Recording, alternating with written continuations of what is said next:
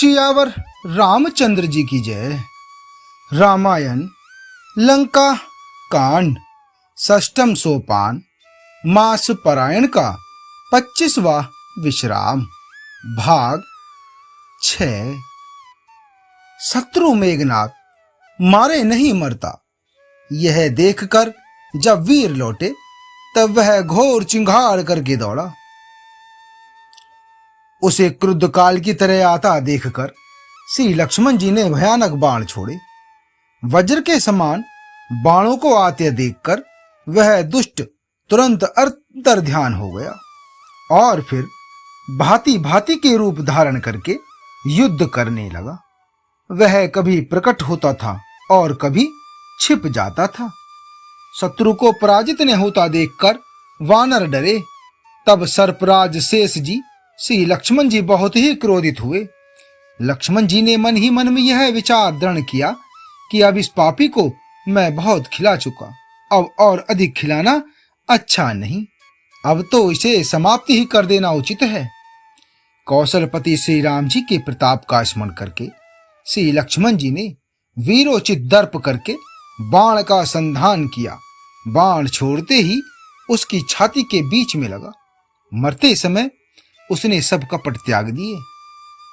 राम के छोटे भाई लक्ष्मण कहाँ हैं, राम कहाँ हैं, ऐसा कहकर उसने प्राण छोड़ दिए। अंगद और हनुमान कहने लगे कि तेरी माता धन्य है जो तू श्री लक्ष्मण जी के हाथों मारा और मरते समय श्री राम लक्ष्मण को स्मरण करके तूने उनके नामों का उच्चारण किया। श्री हनुमान जी ने उसको बिना ही परिश्रम के उठा लिया और लंका के दरवाजे पर रखकर वे लौट आए। उसका मरना सुनकर देवता और गंधर्व आदि सब विमानों पर चढ़कर आकाश में आए।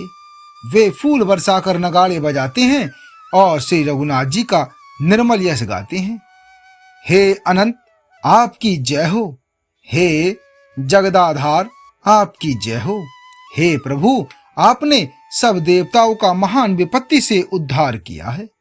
देवता और सिद्ध स्तुति करके चले गए। तब श्री लक्ष्मण जी कृपा के समुद्र श्री राम जी के पास आए। रावण ने जो ही पुत्र वध का समाचार सुना त्यों ही वह मूर्छित होकर पृथ्वी पर गिर पड़ा। मंदोदरी छाती पीट पीट कर और बहुत प्रकार से पुकार पुकार कर बड़ा भारी विलाप करने लगी। नगर के सब लोग शोक से व्याकुल हो गए। सभी रावण को नीच कहने लगे। तब रावण ने सब स्त्रियों को अनेकों प्रकार से समझाया कि समस्त जगत का यह दृश्य रूप नाशवान है, हृदय में विचार कर देखो। रावण ने उनको ज्ञान का उपदेश दिया। वह स्वयं तो नीच है पर उसकी कथा शुभ और पवित्र है। दूसरों को उपदेश देने में तो बहुत लोग निपुण होते हैं, पर ऐसे लोग अधिक नहीं हैं जो उपदेश के अनुसार आचरण भी करते हैं। रात्रि बीत गई, प्रातः हुआ।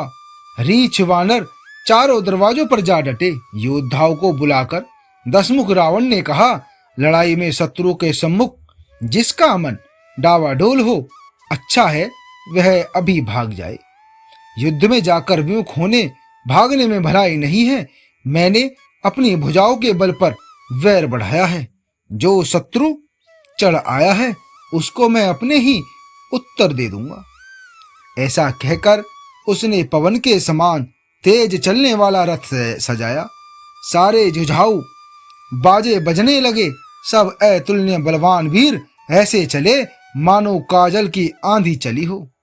उस समय असंख्य अपशकुन होने लगे, पर अपनी भुजाओं के बल का बड़ा गर्व होने से रावण उन्हें गिनता नहीं है।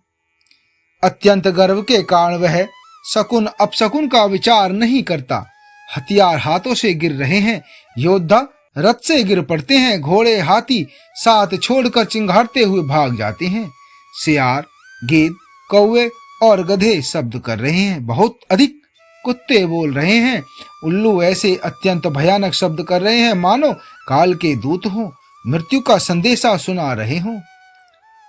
जो जीवों के द्रोह में रत है, मोह के वश हो रहा है, राम विमुख है और कामासक्त है, उसको क्या कभी स्वप्न में भी संपत्ति शुभ शकुन और चित्त की शांति हो सकती है। राक्षसों की अपार सेना चली, चतुरंगणी सेना की बहुत सी टुकड़ियां हैं, अनेकों प्रकार के वाहन, रथ और सवारियां हैं तथा बहुत से रंगों की अनेकों पताकाएं और ध्वजाएं हैं।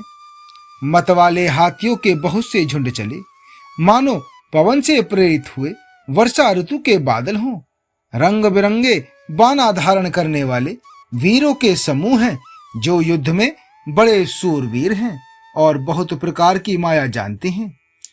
अत्यंत विचित्र फौज शोभित है, मानो वीर बसंत ने सेना सजाई हो। सेना के चलने से दिशाओं के हाथी डिगने लगे, समुद्र क्षुभित हो गए और पर्वत डगमगाने लगे। इतनी धूल उड़ी कि सूर्य छिप गए। फिर सहसा पवन रुक गया और पृथ्वी अकुला उठी। ढोल और नगाड़े भीषण ध्वनि से बज रहे हैं, जैसे प्रलय काल के बादल गरज रहे हों। भेरी, नफीरी, तुरही और सहनाई में योद्धाओं को सुख देने वाला मारू राग बज रहा है। सब वीर सिंहनाद करते हैं और अपने अपने बल पौरुष का बखान कर रहे हैं। रावण ने कहा कि हे उत्तम योद्धाओं, सुनो, तुम रीछ वानरों के ठट्ट को मसल डालो और मैं दोनों राजकुमार भाइयों को मारूंगा। ऐसा कहकर उसने अपनी सेना सामने चलाई। जब जब वानरों ने यह संदेश पाया, तब वे श्री रघुवीर की दुहाई देते हुए दौड़े। वे विशाल और काल के समान कराल वानर भालू दौड़े, मानो पंख वाले पर्वतों के समूह उड़ रहे हों। वे अनेक वर्णों के हैं, नख, दांत, पर्वत और बड़े बड़े वृक्ष ही उनके हथियार हैं। वे बड़े बलवान हैं और किसी का भी डर नहीं मानते। रावण रूपी मतवाले हाथी के लिए सिंह रूप श्री राम जी का जय जयकार करके वे उनके सुंदर यश का बखान करते हैं। दोनों ओर के योद्धा जय जयकार करके अपनी अपनी जोड़ी जान चुनकर इधर श्री रघुनाथ जी का और उधर रावण का बखान करके परस्पर भिड़ गए। रावण को रथ पर और श्री रघुवीर को बिना रथ के देखकर विभीषण अधीर हो गए। प्रेम अधिक होने से उनके मन में संदेह हो गया कि वे बिना रथ के रावण को कैसे जीत सकेंगे। श्री राम जी के चरणों की वंदना करके वे स्नेह पूर्वक कहने लगे कि हे नाथ, आपके न रथ है, न तन की रक्षा करने वाला कवच है और न ही जूते ही हैं। वह बलवान वीर रावण किस प्रकार जीता जाएगा। हे कृपा निधान श्री राम जी ने कहा कि हे सखे, सुनो, जिससे जय होती है वह रथ दूसरा ही है। शौर्य और धैर्य उस रथ के पहिए हैं। सत्य और शील सदाचार उसकी मजबूत ध्वजा और पताका है।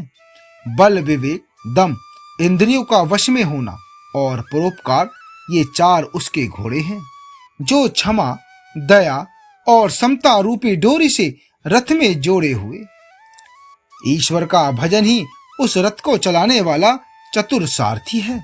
वैराग्य ढाल है और संतोष तलवार है।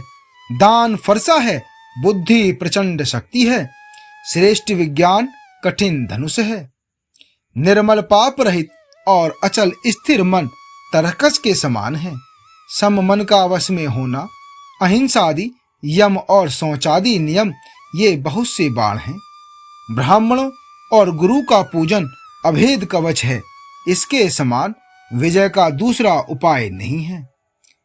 हे सखी, ऐसा धर्म में रत जिसके हो, उसके लिए जीतने को कहीं शत्रु ही नहीं है। हे धीर बुद्धि वाले सखा, सुनो, जिसके पास ऐसा दृढ़ रथ हो, वह वीर संसार, जन्म मृत्यु रूपी महान दुर्जय शत्रु को भी जीत सकता है। रावण की तो बात ही क्या है। प्रभु के वचन सुनकर विभीषण जी ने हर्षित होकर उनके चरण कमल पकड़ लिए और कहा कि हे कृपा और सुख के समूह श्री राम जी, आपने इसी बहाने मुझे महान उपदेश दिया। उधर से रावण ललकार रहा है और इधर से अंगद और हनुमान, राक्षस और रीछ वानर अपने अपने स्वामी की दुहाई देकर लड़ रहे हैं। ब्रह्मा आदि देवता और अनेकों सिद्धों तथा मुनि विमानों पर चढ़े हुए आकाश से युद्ध देख रहे हैं। भगवान शिव जी कहते हैं कि हे उमा, आगे का भाग 7 में। जय श्री राम।